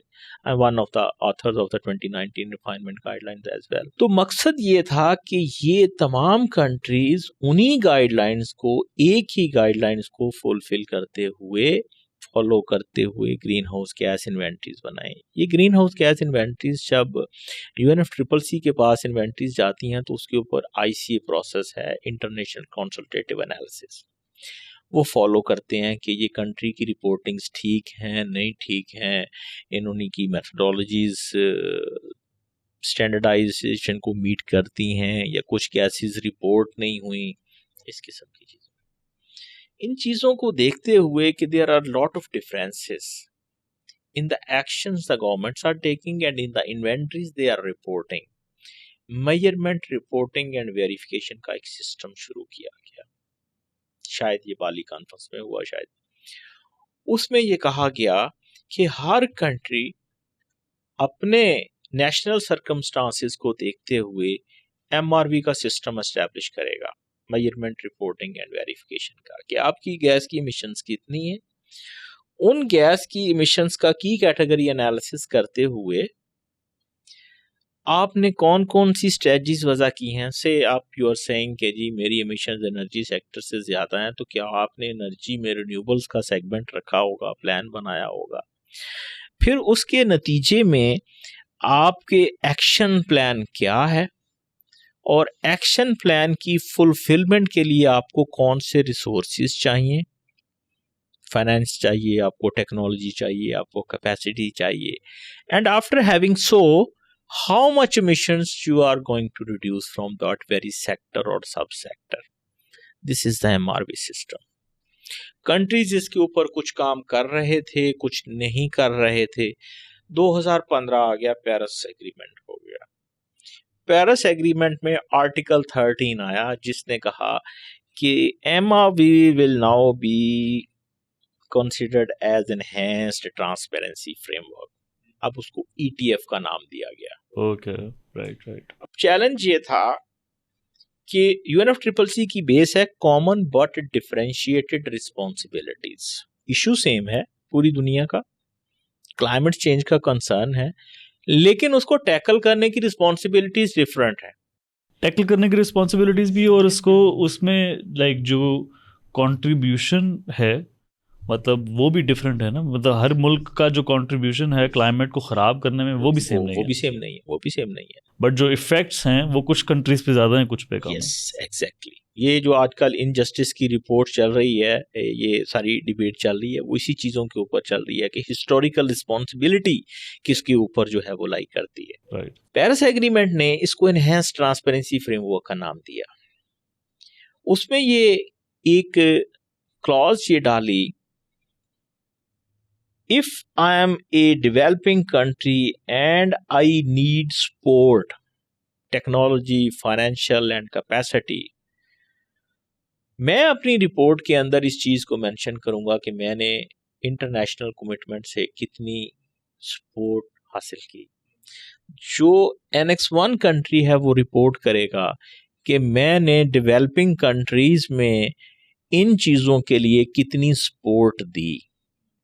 So that is the element जो ETF के अंदर उन्होंने इंक्लूड किया। उन्होंने कहा जी ज़्यादा ट्रांसपेरेंसी की ज़रूरत है। It's not only about the green house gas emissions, it's also about the actions and the fulfillment of actions and the resources required to fulfill those actions। इसके ऊपर भी रिपोर्टिंग चाहिए। इसको एनहांस ट्रांसपेरेंसी फ्रेमवर्क का नाम दिया। हमने MRV framework तो नहीं बनाया था, लेकिन GCISC में हमने जब ये देखते हुए पेरिस एग्रीमेंट के बाद कि यार अब आइंदा से BTR देनी होगी, जिन्हें बाय एनुअल ट्रांसपेरेंसी रिपोर्ट कहा जाता है, इस साल से वो शुरू हैं 31 दिसंबर 2024 से, तो हमें एक फ्रेमवर्क बनाना है। तो वो GCISC में हमने एक MRV के लिए एक प्लेटफॉर्म बनाया है। It essentially covers 3 segments. Number 1 is mitigation. Mitigation के अंदर वो ग्रीन हाउस गैस इन्वेंट्रीज को, NDC की जो another requirement of the Paris agreement, उसकी tracking and the impact of policies and measure, जो गवर्नमेंट की पॉलिसीज हैं, क्लाइमेट चेंज पॉलिसी है या रिन्यूएबल पॉलिसी है, फूड सिक्योरिटी में क्लाइमेट स्मार्ट एग्रीकल्चर और रेजिलियंस के एस्पेक्ट्स हैं, दीज थिंग्स। सेकेंड उसका जो ब्रॉडर कंपोनेंट है after the mitigation, that is the adaptation. अच्छा, बट अडेप्टेशन में तो मिटिगेशन में तो जो है असेस करना बहुत आसान है कि जी आपने ये एक्शन किया और उससे ये इतनी ग्रीन हाउस गैसेज रिड्यूस हो गई, लेकिन how you will measure the adaptation, that is a critical debate on it. जो ग्लोबल डिबेट इस वक्त चल रही है पिछले 3-4 सालों से शर्म शेख से, that is called as global goal on adaptation. जैसे मिटिगेशन का गोल है कि हमने तो ग्लोबल टेम्परेचर को 1.5 डिग्री सी पे प्रेफरेबली लेके आना है, या by the end of the century 2 degree C पे लेके आना है। तो वो तो उसके लिए हमें 2030 में अपनी एमिशंस को 43% रिड्यूस करना होगा ताकि 2050 में हम नेट जीरो के ऊपर आ जाएं। लेकिन what will be the global goal of adaptation? Adaptation को मेजर कैसे करेंगे? Adaptation is the major concern of the developing and the least developed country. इसके ऊपर भी इंडिकेटर्स होनी चाहिए जिसके ऊपर डिबेट चल रही है। इसी चीज़ को मद्देनजर रखते हुए हमने स्टेक होल्डर्स कंसल्टेशन की। There is an organization called as SITPA in France, जिनके साथ मिल के हमने एग्रीकल्चर और वाटर के इंडिकेटर्स फाइनलाइज कर लिए। And now in this year we are going to finalize indicators on health, biodiversity, ecosystems and urban human settlements. Right. So the first segment in this MRV platform of Pakistan, that we call it as transparency platform for Pakistan, is mitigation. The second is adaptation, and the third one is FTC, financial technology and capacity support, जिसके ऊपर हमारे अभी data के issues हैं, अभी हम उसको construct कर रहे हैं। So this is all about the MRV system that you are. लेकिन बेसिक मकसद ये है कि कंट्रीज को पता होना चाहिए कि हमारी सर्कमस्टांसेस को देखते हुए, हमारी वल्नरेबिलिटीज को देखते हुए, हम जो इश्यूज को फेस कर रहे हैं उसमें हम किस हद तक क्लियर हैं और हमारे एक्शंस के नतीजे में हम रेजिलियंस और मिटिगेशन के एस्पेक्ट्स को किस तरीके से देख रहे हैं। राइट। और रेजिलियंस और मिटिगेशन की अगर हम बात करें तो जाहिर है लाइक जहाँ पर हम वी हैव दिस फोरकास्ट के बाय 2100 जो ग्लोबल सी लेवल्स हैं they are going to rise, और उसका जो इम्पैक्ट जो एग्रीकल्चर के ऊपर भी आएगा, वो भी सारी जो हम बातें करते हैं। तो रेजिलियंस के लिए it requires a lot of resources, और जहाँ पर रिसोर्सेज की रिक्वायरमेंट की हम बात करें तो इसका मतलब ये है कि a lot of poor countries are going to be they're going to hit harder, the climate change is going to hit them harder, और क्योंकि वो मेजर्स नहीं ले सकेंगे to cope up with the जो चेंजिंग सर्कमस्टांसेस होंगे। मतलब जिस तरह पाकिस्तान के केस में भी आई एम श्योर जो फ्लड्स हमारे 2021 में आए हैं, 2022 में, मे बी लाइक इस 2 साल के अरसे में कोई बहुत ज़्यादा हमने मेजर्स नहीं लिए होंगे कि उस तरह की तबाही को हम उससे बच सकें। देखें, मैं आपके साथ 2 चीज़ें शेयर करूँगा इस कॉन्टेक्स्ट के अंदर। Evolving nature of catastrophes, number 1। 2010 का जो फ्लड था, इट वाज रिवरीन फ्लडिंग। जो ही मानसून शुरू होता है तो हम गेजेस के ऊपर लग जाते हैं, सतलज में इतना पानी आ गया, ब्यास में इतना पानी आ गया, रावी में इतना आ गया, हमारे डैम इतने फिल हो गए। This is the thing. 22 flood was not a riverine flood, It was urban flooding, it was flash flooding, Yeah. like these sort of thing. हम उस तैयारी में रह गए कि रिवरिन फ्लडिंग होगी, लेकिन फ्लड वो दूसरी नेचर का आया. राइट. फिर अगर आप और देखें इसकी वजूहात क्या इसमें जो ग्लेशियर्स जो पिघल रहे हैं वो भी उसमें शामिल है उसकी वजह? नहीं, 2022 के फ्लड में जो ग्लेशियर्स की मेल्टिंग का इतना रेट का शेयर नहीं है. तो उसी साल अप्रैल में 3 एक्सट्रीम इवेंट्स हिट हुए पाकिस्तान में 2022 में. Initially in March there was a heat wave, जिसकी वजह से आपकी अच्छा भला ग्रेन बनता उसका साइज छोटा रह गया, श्रिबल्ड ग्रेन बना. देन उसके बाद वो आपने ब्रिज टूटते हुए की वीडियो देखी होगी, एक glacier lake out burst flood की वजह से. That was the second extreme event. And third one was the extra ordinary rain. Okay. Almost 283% departure from the normal. It's huge. कि अगर आपकी एंटीसिपेशन हो भी, अगर आपकी अर्ली वार्निंग इतनी हो भी, even then how you can do that. आपके पास रिसोर्स स्टोरेज की कैपेसिटी तो 3 डैम ही है ना, जिसको आपने इंक्रीज नहीं किया. तो वो जहाँ से वो जाना है, वो जाते जाते फिर एक रेला बनते वो दरिया बहरा अरब में जाके गिरना है, तो कितनी डिवास्टेशन फैलाता चला जाएगा. इस साल भी 15 से 20% ज्यादा मोर देन नॉर्मल की फोरकास्ट है मानसून के अंदर बारिशों की. सो डिस्पाइट नोइंग कि ये फोरकास्ट मौजूद है, हमारे पास वो इंफ्रास्ट्रक्चर हम बिल्ड नहीं कर सके कि उसको हम कम्बैट कर सके. देखिए, जब हमने ये एस्टिमेट दिया उस वक्त जो 4R रिपोर्ट बनी है रेजिलियंस की, जितनी हमारे, देखिए मैं ये कहता हूँ कि अगर एक स्कूल की बिल्डिंग या एक हॉस्पिटल की बिल्डिंग गिर गई, उसको बना देना दोबारा ये रेजिलियंस नहीं है. रेजिलियंस ये है कि आप उस स्ट्रक्चरल गाइडलाइन से बनाएं कि इस कैपेसिटी का फ्लड अगर उस वक्त आ जाए आने वाले सालों में, तो वो इसको रेजिस्ट कर सके, वो ना गिर जाए. राइट. अब उस सारी चीज में इंफ्रास्ट्रक्चर को रेजिलिएंट बनाने की जो कॉस्ट है वो 4 to 5 टाइम्स हायर हो जाती है. राइट. हम तो $32 बिलियन जो है उसका तो लॉस उसमें बर्दाश्त कर चुके हैं ना 22 में. तो वो उसके अंदर उस स्ट्रक्चर को रेजिलिएंट बनाने की कॉस्ट शामिल नहीं है, जस्ट उसको एज सच रिवैम्प करने की कॉस्ट शामिल है. राइट. लाइक आई थिंक कि जहाँ MRV फ्रेमवर्क की हम बात करते हैं, then responsibilities of all different nations, तो उसमें अगेन जो नुकसान है वो ज़्यादा वो पुअर कंट्रीज़ का है, क्योंकि वो they may not be able to have enough resources. Poor but most vulnerable. Yes, most vulnerable as well. तो Pakistan is one of them. आप देखें, आपकी नॉर्थ की जो वल्नरेबिलिटीज़ हैं वो लैदा हैं, साउथ की लैदा हैं.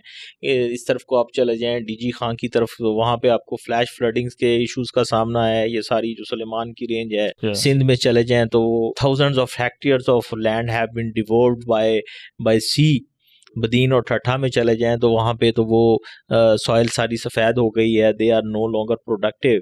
अगर आप नॉर्थ में चले जाएं, और मैं जब आपको टेम्परेचर्स की बात बता रहा था कि जी पाकिस्तान में 5 डिग्री के करीब बढ़ेंगे टेम्परेचर, तो rate of change in temperature is more in the northern areas where we have the glacier reserves over there. तो it means कि अगर ज़्यादा glacier reserves हैं वहाँ पे और ज़्यादा temperatures वहाँ पे बढ़ रहा है, तो there are मोस्ट लाइकलीहुड कि जी आपकी ग्लॉफ के इवेंट्स फ्यूचर के अंदर ज़्यादा होंगे और फ्लडिंग के इवेंट्स जो है वो ज़्यादा होंगे. तो इसके ऊपर हमारा ग्लॉफ का एक प्रोजेक्ट जो है वो GCF की फंडिंग के साथ वो भी चल रहा है. उसमें अर्ली वार्निंग सिस्टम का भी कॉन्सेप्ट है, उसके अंदर गैबियन वॉल्स और ये वो सारी चीज़ें डाली हुई हैं कि जी किस तरीके से कम्युनिटीज़ को अलर्ट करना है, उसके अंदर रेजिलियंस लेके आनी है, किसी तरीके से ग्लेशियर्स की इन्वेंट्री जो मेंटेन करते हैं उसमें देखना है कि हॉट स्पॉट्स कौन कौन से हैं फ्यूचर में. इस किस्म की चीज़ों के ऊपर जो है वो काम तो हो रहा है, लेकिन the evolving nature of the calamities is changing so rapidly कि बाज़ औक़ात क्लूलेस हो जाते हैं कि व्हाट हैपेंड टू अस.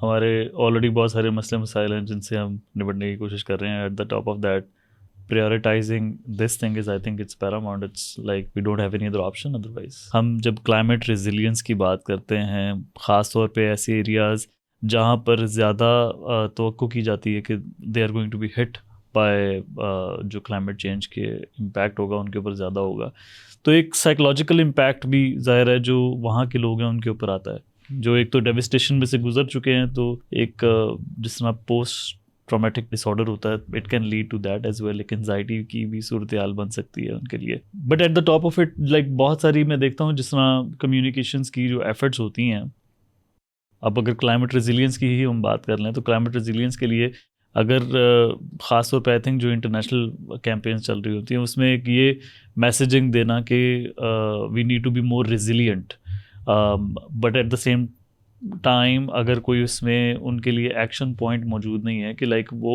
जो वहाँ के रहने वाले हैं ख़ास तौर पे उन मुल्कों में जहाँ पर इसका इम्पैक्ट ज़्यादा मतवक्को है, तो उनको बार बार ये बताना कि we need to be more resilient without telling them कि what is the action point for them. हमें ये मालूम होना कि हमें ज़्यादा रेजिलिएंट होने की ज़रूरत है, हमें ज़्यादा बेहतर इंफ्रास्ट्रक्चर बनाने की ज़रूरत है ताकि जो फ्लैश फ्लड्स हैं उनसे हम बच सकें।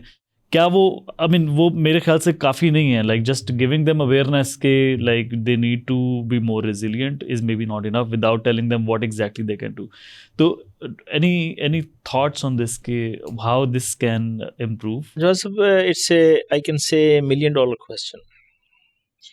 जो इंफॉर्मेशन पाथवे है या इंफॉर्मेशन हाईवे है आज के दौर में, it is not very good, I must admit that.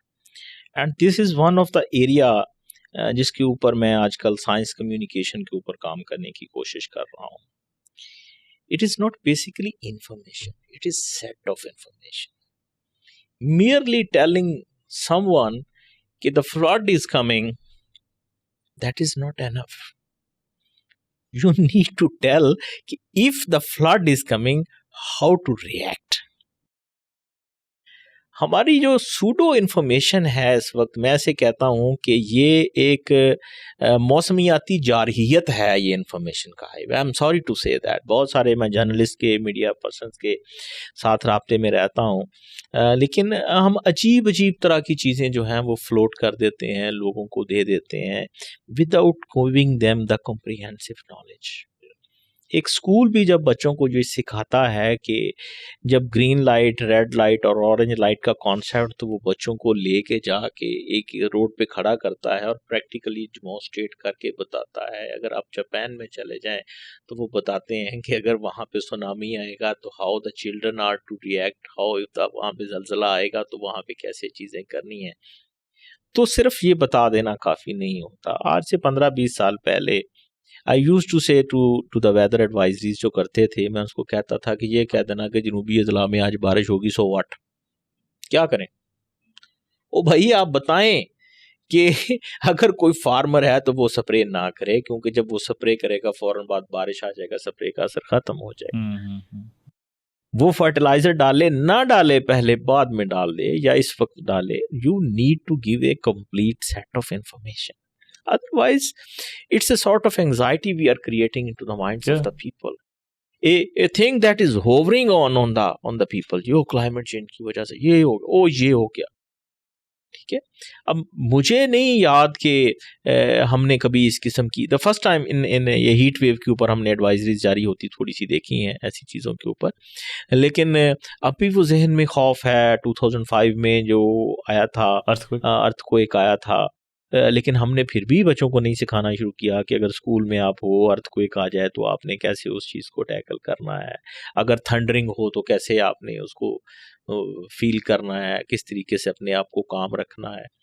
तो we need to make people, you can say, prepare for that. और ये उस वक्त होता है जब आपकी एडवाइजरीज जो हैं, आपकी कम्युनिकेशन जो है वो फैक्ट्स के ऊपर बेस कर रही हो, टाइमली हो और रोबस्ट हो। ये तीन चीजें अगर नहीं होंगी तो इनका कोई फायदा नहीं है। अगर मेरा मतलब दूर से मुझे सैलाब आता नजर आ रहा है और मैं बंदा कह रहा हूँ सैलाब आ गया, what I can do then, ठीक है, टाइमली आपको थोड़ा दिन पहले उसको बताना है ताकि वो वहां से निकल जाए, ठीक है। फिर बाज़ औक़ात हम बार बार लोगों को सेंसिटाइज करने के हवाले से ऐसी चीज़ें करते हैं, लेकिन वो कहते हैं ना, हमने सुनी हुई है मिसाल के वो एक बंदा जो है वो चरवाहा, वो बकरियां चरा रहा होता है, तो वह तीसरे दिन कहता है वो भेड़िया आ गया, तो वो एक दिन वो वाकई भेड़िया आ जाता है, तो लोग कहते हैं ये ऐसे ही बोल रहा है। तो हमें उनको क्रेडिबल भी बनाना है। मेरे ख्याल से इसमें ना एक वजह ये भी है कि कुछ मैं इंटरनेशनल कैंपेन्स भी देखता हूँ जो कि जिसमें फियर को इंड्यूस किया जाता है बार बार। मतलब व्हाट हैपेंस इसके, वो आपने कैंपेन देखी है, एक कैंपेन थी डोंट चूज एक्सटिंक्शन, तो उसमें वो आप दिखाते हैं जरा, कैन यू लुक अप।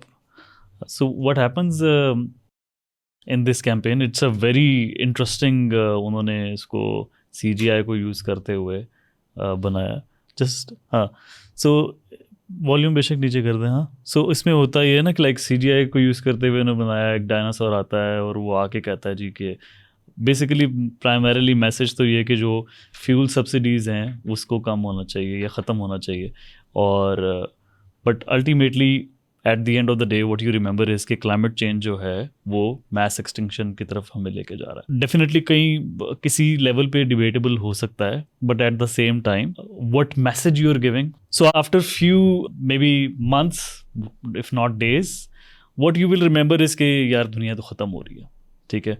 सो अब ये इस किस्म की जो फियरफुल कम्युनिकेशन है, ऑल्दो इस campaign it got like a massive coverage, I am sure कि like it was an amazing idea. 4 billion के करीब इसके व्यूज़ आए, 4000 इसकी जो है वो media mentions I. Eight the same time जो इस तरह की कम्युनिकेशन होती है उसकी दो आउटकम होते हैं ना। एक तो ये कि when you continuously induce fear, जिस तरह आपने मेंशन किया कि भेड़िया आ गया, तो आप you are also desensitizing people on that, क्योंकि आपको लगता है कि अच्छा ठीक है, it's a huge thing, and if the communication doesn't have any action, call to action, तो आपको लगता है you can't do anything. So when you can't do anything तो आप डिसेंसिटाइज हो जाते हैं, you start to sort of like ignore the fact कि चीज़ एग्जिस्ट भी करती है। फिर आप बिहेवियर चेंज लेके आना चाह रहे हैं। बेसिकली जो इस तरह की कैंपेन्स हैं उसका मकसद तो ये है that you want to bring a behavioural change. Behavioural change जो है वो सिर्फ फियर इंड्यूस करने से तो नहीं आएगा, उसके लिए आपको you need to one provide factual information जो एक्यूरेट हो, ऑथेंटिक हो। Two, you need to tell people कि what exactly they are suppose to do. तो एंड अगेन लाइक पहले भी जिस तरह हम बात कर रहे थे कि जो इस तरह की जो चीज़ें हैं, एंड लाइक यू मैंशनड, वो ultimately it leads to anxiety. एक एको एनजाइटी जो है उसके बारे में like I was reading on that कि अ लॉट ऑफ पीपल, 2/3 ऑफ youngsters between the age of 16 and 25 in America, they have that echo anxiety. Pakistan में तो कोई सर्वेज होते ही नहीं है, तो वी वुडंट नो कि यहाँ पर क्या, उसमें एक तो सर्वे नहीं होगा, वी वुडंट नो कि what sort of echo anxiety we have, and then अगर even if we have those echo anxiety कोई सपोर्ट सिस्टम भी मौजूद नहीं होगा। So what are your thoughts on this whole I would say irresponsible communications that happens surrounding climate change? देखें, मैं इसको एक लिहाज से इरिस्पॉन्सिबल कहूँगा भी और एक लिहाज से नहीं भी कहूँगा। हर ऐसी किसी वीडियो की या किसी इस एक्शन की एक ऑडियंस होती है। आप किस ऑडियंस को टच कर रहे हैं? एक ऑडियंस के लिए वो फ्रूटफुल इन्फॉर्मेशन है और एक ऑडियंस के लिए वो लीगल इन्फॉर्मेशन है। अब आपने दो बातें की, या तो आप एंग्जाइटी में चले जाएंगे या फिर जो है कि वो जो होगा देखा जाएगा, ठीक है। अब मैं आपको दोनों की मिसालें दूंगा। पहली मिसाल जो होगा देखा जाएगा कि मैं दूंगा कि जितनी अवेयरनेस क्लाइमेट चेंज की, सेंसिटाइजेशन की आपने इन 5-6 सालों में देखी है, अगर मैं आपके सामने एक स्टैटिस्टिक्स रखूं कि पिछली सदी में 6 बिलियन मेट्रिक टन के जो थे आपके रिसोर्सेज थे, मटेरियल रिसोर्सेज, वो यूज़ हुए पूरी सदी में, वो सिर्फ 6 सालों में यूज़ हो गए, पिछले 6 सालों में। अब आप इसको ये क्या नहीं कहेंगे कि हर बंदा ये सोचता है कि मैं क्लाइमेट चीज़ को सुना तो है, मानता भी हूँ, लेकिन उसके बावजूद मैं अपना बिहेवियर अमेंड करने को तैयार नहीं हूँ। ये स्टैटिस्टिक्स हैं, हमें इनको देखना चाहिए। दूसरी चीज़ मैं ये कहना चाहता हूँ कि प्रिपेयर्ड फॉर द वर्स्ट। मकसद इन चीज़ों का, ये जो आपने वीडियो दिखाई उसका मकसद ये है कि prepare for the worst. Prepared for the worst का मतलब ये नहीं है कि आप अपने दिमाग के ऊपर उसको तारी कर लें और उसके ऊपर हो ये तो एक दिन मर जाएगी, 100 साल की बेशक ज़िंदगी हो तो 50 साल रहते भी हो तो बंदा यही सोचता मर जाए, कोई एक्शन ना करे। नहीं, दीज प्रोवोक सम एक्शंस। वो एक्शन कौन से हैं, वो एक्शन कहाँ पे? We in our science usually do both of these things. हम जब स्ट्रेटजी ड्रा करते हैं वो मोस्ट लाइकलीहुड सिनेरियो पे करते हैं. क्लाइमेट चेंज के सिनेरियोज बनाते हैं ना कि 2 डिग्री का सिनेरियो आ गया, 4 का आ गया, 5 का आ गया. इस वक्त दुनिया अगर 3.4 3.5 के पाथवे के ऊपर है तो हमारी most of the strategy we will be drawing on 3.4 and 5 degree. हमारे जितने डॉक्यूमेंट्स होंगे स्ट्रेटेजिकली के लिए या रिसर्च जितनी होगी उसको फोकस करेगी. लेकिन we should also keep in mind कि even worse can happen. These are for the people, not for the these messages are not for the common man, but for the planners and the policy makers who anticipate these things कि हो सकता है, अगर हो जाए तो फिर हम क्या करेंगे. तो ऑडियंस का फ़र्क होता है. और लेकिन मेरा जो मानना है और जो कहना है, मैं तो आजकल हर बंदे को क्लाइमेट चेंज का एक्सपर्ट बनता हुआ देख रहा हूँ. अल्लाह करे वो सारे एक्सपर्ट भी हों, लेकिन आधी इन्फॉर्मेशन के साथ. नीम हकीम ख़तरा है जान का तो आपने वो सुना होगा. तो कंप्लीट इन्फॉर्मेशन दें, एक पैकेज ऑफ इन्फॉर्मेशन दें लोगों के लिए जो इनके लिए वाकई यूज़फुल हो. Don't just play on the jargon of words कि जी क्लाइमेट चेंज हो रहा है, क्लाइमेट चेंज हो रहा है. ओ यार, मेरा भी कोई रोल है उसके अंदर, मैंने भी कुछ करना है. मैं अगर पानी का एक कतरा बचा लूँ यार, अगर अपनी प्लेट साफ़ करके मैं अगर रख दूँ तो ये मेरा भी हक अदा हो जाता है ऐसी चीज़ों के अंदर. कि कौन सी अवेयरनेस है. I am sorry, I have never been negative in my whole life. लेकिन ये कैसी अवेयरनेस है कि आज हमारा वेस्ट का फुटप्रिंट बढ़ता से बढ़ता चला जा रहा है. हम छोटे होते थे, घर में मार पड़ती थी हमें अगर हम प्लेट में कोई चीज़ छोड़ देते थे. ठीक है, आज भी आपको लोग ऐसे मिल जाएंगे जो जी ये फलानों का मसला है, हमारा मसला नहीं है. और यार मैं भी इसमें हिस्सादार हूँ, मैं भी ये काम करता हूँ. आपको पानी का हिसाब देना पड़ेगा अगर आप दरिया के किनारे पे भी खड़े हो गए. हदीस पाक है ना. ठीक है, हमारे वाटर के जो आप देख लें यूजेज जो है, हमारे फूड का यूजेज जो है, ये आप चीज़ों को देख लें. हमारा अपना लाइफस्टाइल का फुटप्रिंट है. वार्डरोब के अंदर 15-15 20-20 सूट रखे हुए हैं. ठीक है जी, दिन में 2-2 दफ़ा नहाना है. 10-10 किस्म के आपके लेदर के शूज़ बने हुए हैं. यार हम अपना अगर फुटप्रिंट अपना हर बंदा कम करने की कोशिश कर ले तो मैं ये समझता हूँ कि क्लाइमेट चेंज इतना मुश्किल नहीं है. इन चीज़ों की तरफ हम नहीं आते. हम बड़ी वो बुलंद बांग किस्म के दावे करते हैं, क्लाइमेट चेंज के हवाले से बोलते हैं, फिर सोशल मीडिया पे तस्वीरें लगाते हैं. मैं इस वर्कशॉप में आ गया हूँ जहाँ पे क्लाइमेट चेंज की बातें होंगी, वहाँ पे आधा खाना ज़ाया हो जाएगा, वहाँ पे आपका एयर ट्रैवल का फुटप्रिंट होगा. Have you ever thought of this?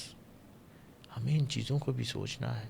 We have state of the art technologies here, we need to use them.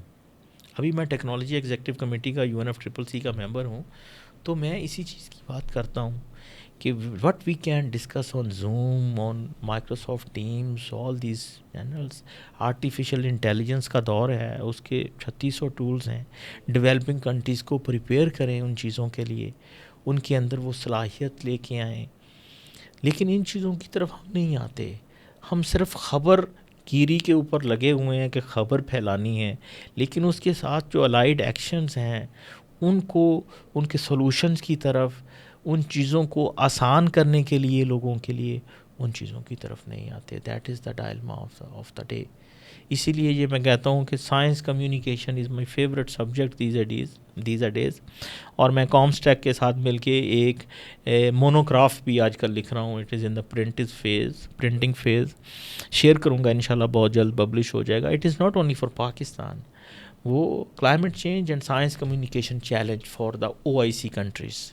ये जितने OIC के 57 कंट्रीज़ हैं, वहाँ पे जो क्लाइमेट चेंज की मिसपरसेप्शंस हैं और क्लाइमेट चेंज में जिसमें आपने ये इको एंग्जाइटी की बात की, इस किस्म की चीज़ों को वो हैंडल करता है कि कैसे आपने इन चीज़ों को रोबस्ट बनाना है, सिस्टम के साथ हुकअप करना है, ताकि लोगों को इससे फियर मिलने की बजाय एक होप मिले और एक्शन के लिए इम्पल्स मिले कि व्हाट रोल ही और she can play in it. तो जितनी भी मतलब अब आमतौर पे ये सारी हम डिस्कशन करते हैं कि चाहे उसको हम फियरफुल कम्युनिकेशन जो है उसकी तरफ देख लें, या जो भी whatever communication is done regarding climate change, उसमें जो वे फॉरवर्ड है वो आमतौर पे, या जो सॉल्यूशंस हैं वो क्लियरली समझ नहीं आते। तो आपके ख्याल से पाकिस्तान के स्पेशली कॉन्टेक्स्ट के अंदर what exactly are the next steps for us to improve our war against climate change? देखिए, वॉर का सलूशन एक है एक्शन।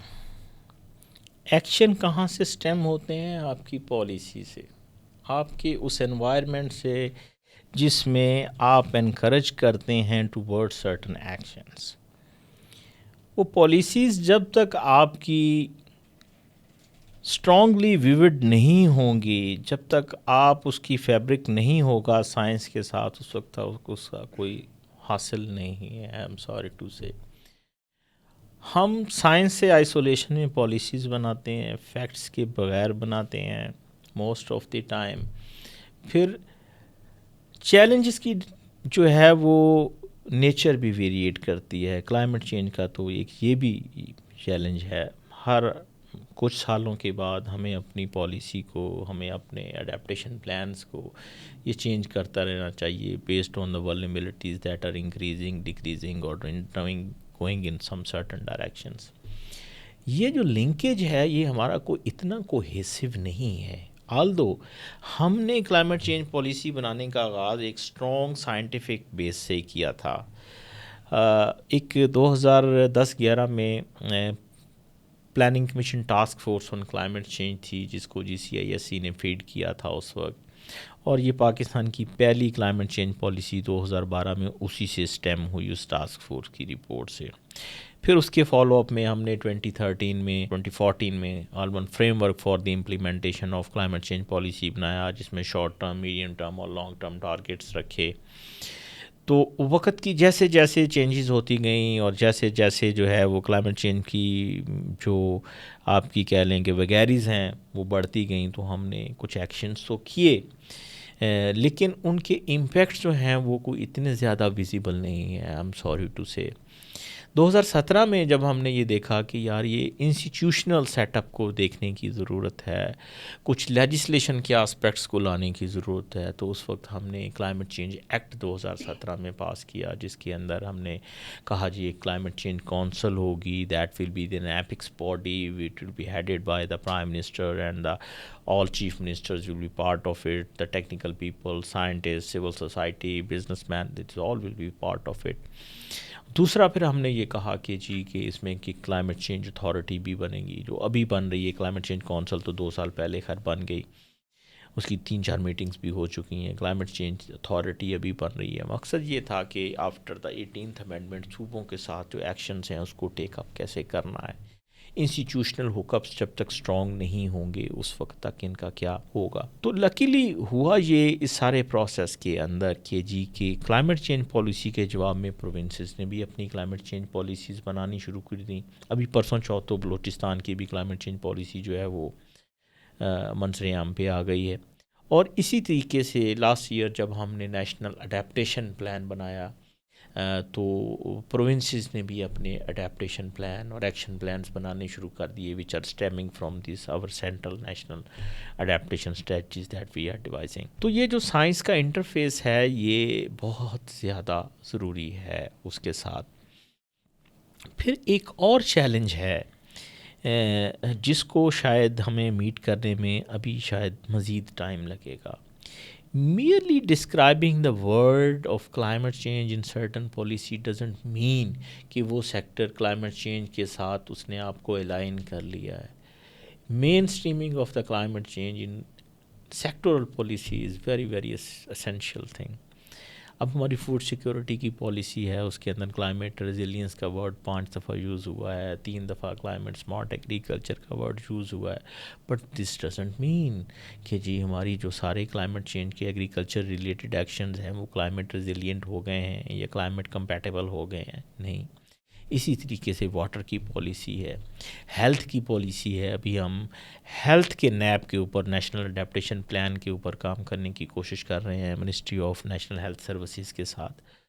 तो ये चीज़ जो है ये बहुत ज़्यादा असेंशियल है।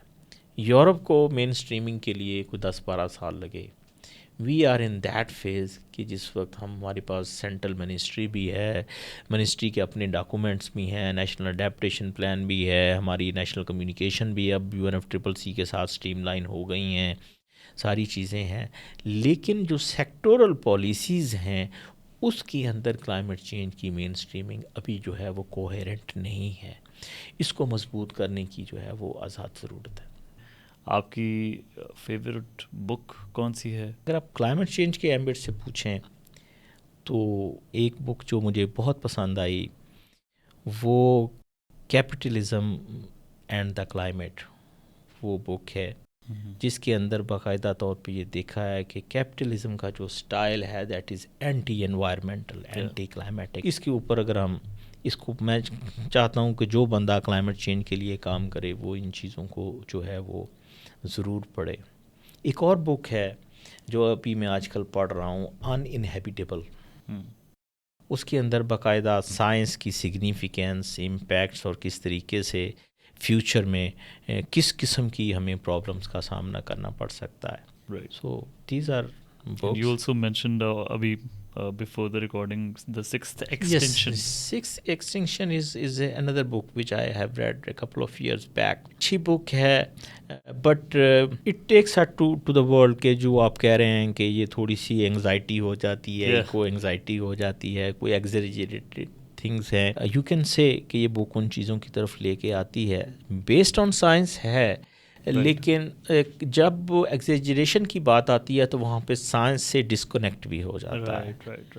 तो चीज़ वो होनी चाहिए कि वो साइंस उसके साथ साथ चले। तो साइंस थोड़ी पीछे रह जाती है तो बंदा स्पेकुलेशन में चला जाता है कि it might lead to that one. वरना तो like Yes. There can be so many things के जिसकी वजह से जो है वो दुनिया तबाह हो सकती है। एस्ट्रॉइड हिट कर सकते हैं, वोल्केनिक एरप्शन हो सकती है, you know, you can go on and on. Arif sir, thank you so much for your time.